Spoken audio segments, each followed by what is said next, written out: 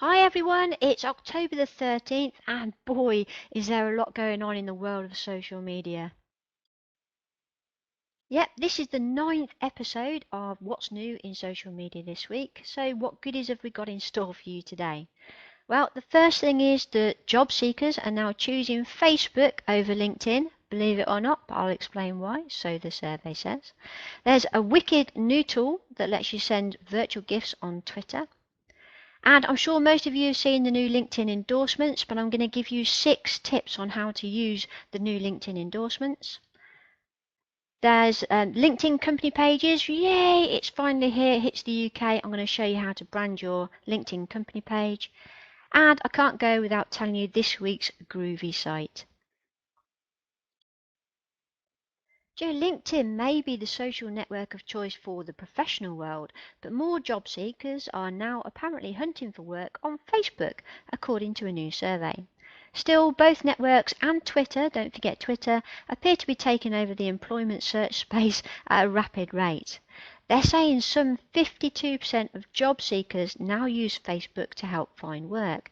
This is according to a survey conducted by recruiting tech firm JobVite, and apparently it was only 48% last year, so that's up quite a bit.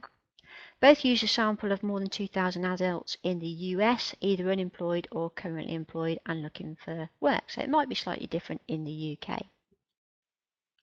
But the survey said that LinkedIn was used by 38% of job seekers, which is actually quite surprising. But again, that's an increase up from 30%. And Twitter usage in the hunt rose from 26% to 34%. Both saw major jumps in overall usage among the workforce, while Facebook usage held steady. Now, if you saw my video, I think it was 2 weeks ago, I did mention that Facebook had reintroduced its gift shop in September, but now it has a Twitter imitator called Gwitr. I'm sure that's how you pronounce it, but forgive me if I've said it wrong. So Gwitr is a Twitter app that lets you send free virtual gifts to other users. So these are like, most of them are things like birthday cakes and stuff like that. So you can choose a variety of vector images. You can give them a wrap, send them a wrap. You can actually upload a picture of your own and send a virtual picture as well. You can choose a gift box, so it can be wrapped and with a nice little ribbon around it. And then you can select who you're going to send it to and attach a lovely little message. You also obviously have the option of uploading your own gifts to send to your friends. So would you send someone a gift on Twitter? Just let me know in the comments, something a bit of fun. You couldn't have helped but you can't miss the new LinkedIn endorsements feature that happens every time you land on somebody's profile. It says, do you want to endorse this person? So I'm just going to go through a few little bits that you need to know. LinkedIn endorsements are an option on your profile, whether you actually choose them to be there or not. People can still endorse you, even if you haven't got any skills on there. They can add skills for you. So whether that's a good thing or not, I'll let you decide. It is a fantastic networking tool for you savvy marketeers amongst you, because it's a great way of keeping top of mind of your customers or clients just by giving them a little dink to say, yay, we endorse you for this particular skill set. And it really is easy. It's a great way of showing that you care about somebody, and they could have made it easier because all you have to do is just click one button. Okie dokie, so I'm going to go into 6 tips how I can help you make the most of this fantastic new feature. Okay, tip number 1 is really obvious, but it's just add some skills. You know, it's not done automatically for you. You have to go in and do them. So make sure as well that you add your skills in order of importance to you, as these will be the first ones listed on your profile, and thus it's easiest for your connections to see. As you get more endorsements for a particular skill, that skill will automatically rise to the top of the list, as your skills will then be listed in numerical order of endorsements. So the more endorsements you got, the more higher up they are in the level of importance. So make sure you list your skills in order of importance to you. Okay, tip number 2 is endorse or be endorsed. Okay, when someone views your profile, or if you view the profile of one of your first degree connections, you are offered the opportunity to endorse that person for the skills that they've added to their own profile.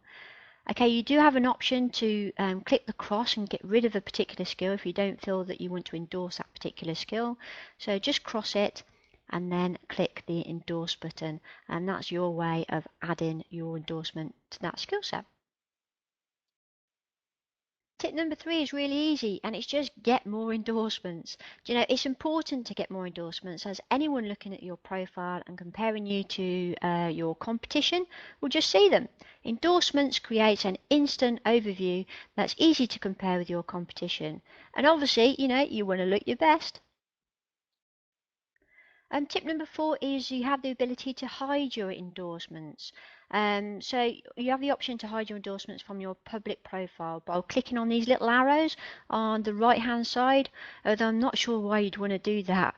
At this time, this cannot be reversed, so once you've hidden them, that's it, it's done and dusted. So please think twice before you do it. And tip number 5 is to get notified. Yep, when someone or a group of people endorse your skills, you're automatically sent an email each day that you receive in another endorsement, and you'll be notified of who those people are up to a point. From an etiquette point of view, please consider sending them a quick little message just to say thank you and that you appreciate the gesture. It's easy to do from your skills area. Just choose the person from their thumbnail photo and click send message like I've shown here. Okay, final tip is tip number 6, and that's add more skills. You may not have known that others have the opportunity to add skills to your profile. It's quite easy though. If you don't want to accept it, simply click the X on the skill that you don't want to add, and then click add to profile. LinkedIn company pages finally gets a makeover. Yay! They've been rolling these out server after server, and I was so excited. I did a little dance in the office, and I noticed that the Green Umbrella company page finally had the option to brand it, which means literally putting like a cover photo on my company page on LinkedIn. If you'd like a cover photo on your company page, then we're charging £35 to put these together for you. So pick up the phone, email us, tweet us, whatever. Let us know if you'd like one for your company page. And finally, I couldn't go without giving you this week's groovy site. Yes, it's another Facebook app, and it's called speakpipe.com. I don't know if you can see the little comment there, but you can literally leave a voicemail. So if you just click on it, have a play with mine. That sounds wrong, doesn't it? But have a play, click on my Facebook page and send me a voicemail. I'd love to hear from you. It's really good fun, but also, we've had 2 conversions from it already this week. So check it out and see if you want to add that to your page.